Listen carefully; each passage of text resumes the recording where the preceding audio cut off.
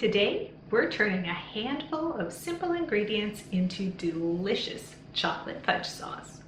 Let's get cooking. To make our chocolate sauce, we'll start by placing all of our ingredients except the vanilla into a small or medium saucepan. So that will be half a cup of granulated sugar, which works out to 100 grams, 6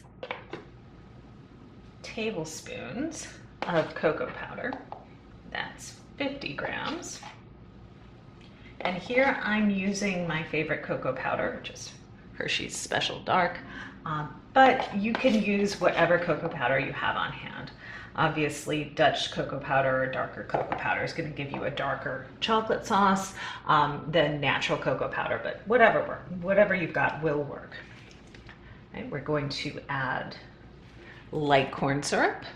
All right, 1/3 of a cup, which is 112 grams.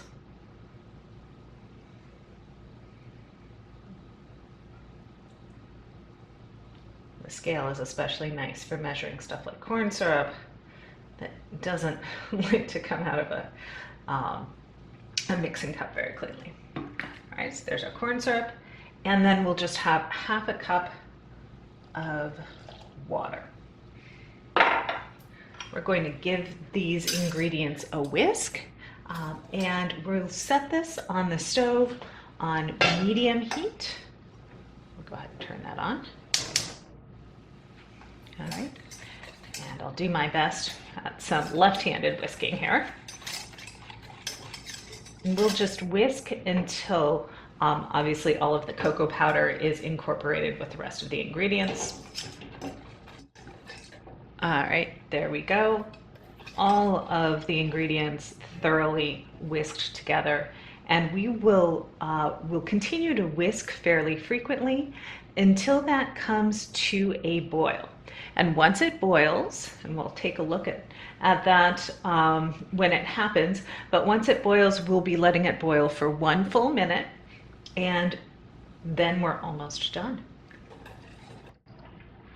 And our sauce has started to boil, and this is a boil that doesn't go away when we whisk, so we are ready to count down our 1 minute of boiling. And as we do that, we're going to need to turn our heat down a little bit too, so we don't wind up with a stove covered in chocolate sauce.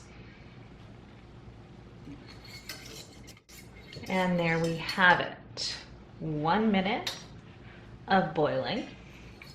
And we'll give this a final few whisks before we let this cool at least 5 minutes. I prefer 15 or 20, just so that it's not super steamy.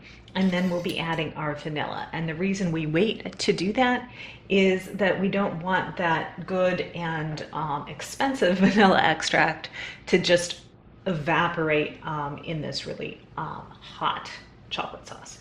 So we'll wait for a few minutes and add that last ingredient. Our chocolate sauce is no longer super hot and steamy, so it's time to add our ½ teaspoon of vanilla.